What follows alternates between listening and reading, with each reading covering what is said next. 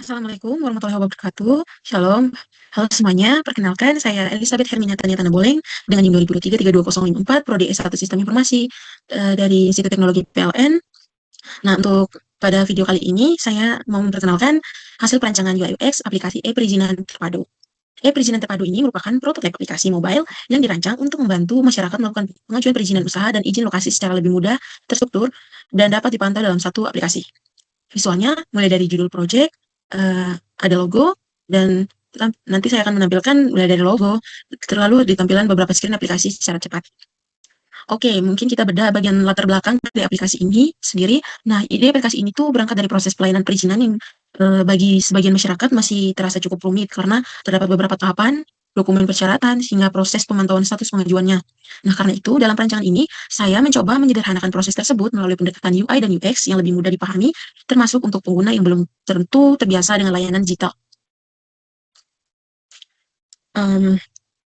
Lanjut, kita ke konsep UI UX-nya. Dari sisi user interface sendiri, aplikasi menggunakan konsep visual yang sederhana dengan warna hijau sebagai warna utama. Mungkin saya langsung bisa share screen aja ya.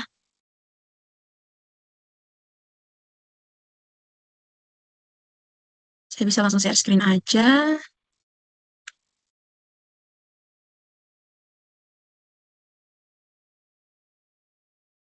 Nah, kalau dilihat dari sini,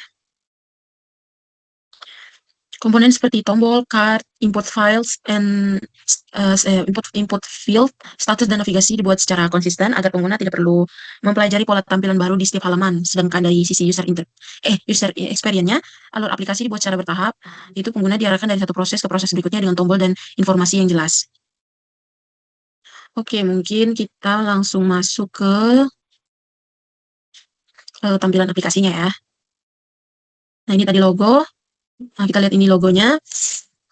Terus kita masuk ke ketika pertama kali aplikasi dibuka, pengguna akan melihat splash screen sebagai identitas aplikasi. Kemudian otomatis diarahkan menuju halaman login. Nah, di halaman login ini pengguna memasukkan email dan kata sandi untuk masuk ke sistem. Bagi pengguna yang belum punya akun, juga tersedia pilihan daftar sekarang. Jadi kalian bisa daftar sesuai. Nah, terus kita bisa langsung ke buat akun. Nah, kan ada tampilan akun berhasil dibuat. Setelah kita masukkan akun yang sudah dibikin tadi, email sama sandinya, kita langsung masuk. Terus, di bagian dashboard, setelah kita berhasil masuk, pengguna diarahkan menuju halaman beranda. Nah, di halaman ini terdapat akses utama untuk membuat pengajuan baru, melihat izin yang sebelumnya telah diajukan, serta melihat permohonan terbaru. Pada bagian bawah terdapat navigasi utama yang terdiri dari beranda, permintaan, notifikasi, dan profile. Terus kita lihat ke, kita mulai aju perizinan dulu ya. Nah, untuk membuat pengajuan baru, pengguna memilih menu mulai pengajuan tadi, terus ada 3 pilihan, yaitu izin usaha, izin lokasi, dan izin gabungan. Pada contoh ini saya memilih izin gabungan, karena izin usaha dan izin lokasi akan diajukan secara bersamaan. Nah, untuk data usaha, bisa kalian isi sesuai kayak, contohnya, nama usahanya mau bikin toko Maju Jaya, terus masukkan nomor induk berusahanya, bidang usahanya apa, terus alamatnya di mana, dan nomor telepon. Terus, pengguna juga dapat menyimpan data sebagai draft apabila proses belum ingin dilanjutkan. Nah, otomatis draftnya sudah tersimpan. Nah, tahap berikutnya adalah lanjut ke data lokasi. Mulai dari provinsi, kotanya, kecamatan, kelurahan, dan detail alamatnya bisa diisi kalian nanti sesuai kebutuhan. Kita lanjut ke review data. Setelah semua informasi itu diisi, pengguna masuk ke halaman review data. Pada bagian ini, pengguna itu dapat melihat dan juga memeriksa kembali data usaha dan lokasi sebelum melanjutkan proses. Jika terdapat kesalahan, tersedia pilihan untuk ubah sehingga pengguna tidak perlu mengulangi seluruh proses dari awal. Ya, contohnya kita mau ubah data usahanya. Nah, jika sudah, kita langsung lanjut ke lokasi, lanjut ke review. Jadi bisa sekalian data lokasi juga begitu ya, lanjut. Terus, kalau sudah sesuai, kita langsung upload dokumennya. Terus, selanjutnya itu pengguna melengkapi dokumen persyaratan seperti KTP, penanggung jawab, NIB, atau surat usaha, serta bukti kepemilikan lokasi.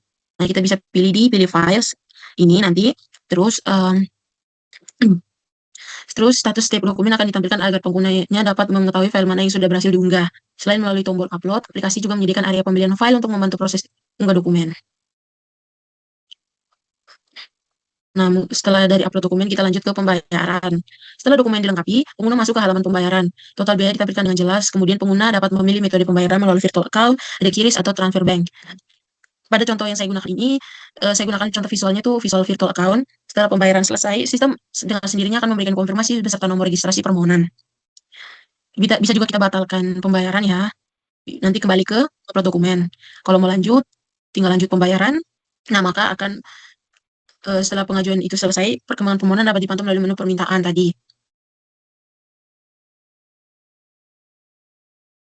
Nah, setelah pembayaran berhasil, kita bisa langsung kembali ke beranda. Kalau ke beranda ini, kita ke dashboardnya. Tapi kalau kita mau lihat status permohonan dulu, nah, jadi setelah semua pengajuan selesai, perkembangan permohonan dapat dipantau melalui menu permintaan ini. Pengguna juga dapat melakukan filter berdasarkan seluruh permohonan yang sedang diproses, ataupun yang sudah selesai. Apabila salah satu permohonan dibuka, pengguna dapat melihat informasi detail secara timeline proses mulai dari permohonan dikirim, pembayaran diverifikasi, verifikasi dokumen, hingga persetujuan dinas. Contohnya kita di sini yang saya bikin aksesnya cuma izin gabungan yang sedang diproses.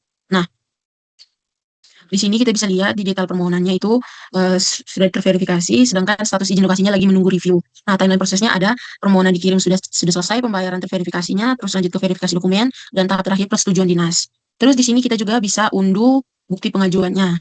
Nah, sudah berhasil diunduh. Oke, mungkin kita di sini kembali ke permintaan. Nah, kita lanjut ke menu notifikasi. Nah, selain melalui halaman permintaan, informasi perkembangan juga diberikan melalui menu notifikasi, yaitu pengguna juga dapat mengetahui ketika pembayaran berhasil, dokumen mulai diverifikasi, dan juga maupun ketika permohonan berhasil masuk ke sistem. Terus ke menu profile. Di menu profile, pengguna dapat melihat informasi akun, melakukan perubahan data melalui edit profile, mengakses bantuan, serta keluar dari akun. Beberapa informasi sensitif seperti nomor telepon dan NIK juga disamarkan untuk menjaga privasi informasi pengguna. Oke, kita lanjutkan ke bagian usability testing. Nah, setelah prototipe perizinan terpadu ini sudah selesai dirancang, nah tahap selanjutnya itu melakukan usability testing untuk mengetahui apakah aplikasi yang saya buat ini sudah mudah dipahami dan digunakan oleh pengguna. Pengujian dilakukan kepada 34 responden dengan latar belakang usia dan pekerjaan yang berbeda-beda. Responden terlebih dahulu mencoba prototipenya melalui Figma. Melalui Figma, mulai dari proses login, pengajuan perizinan, pengisian data, upload dokumen, pembayaran, sampai status permohonan. Nah, setelah mencoba prototipe responden, kemudian mengisi rekuesioner menggunakan metode System Usability Scale atau SUS. Nah, dari hasil pengujian diperoleh skor rata-rata SUS sebesar 70,22 dari skala 100. Hasil ini menunjukkan bahwa secara umum prototipe perizinan ini memiliki tingkat usability yang cukup baik dan dapat diterima oleh pengguna.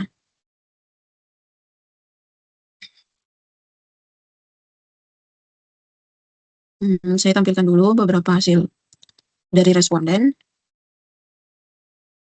Nah, hasil ini juga nih didukung dari uji pemahaman.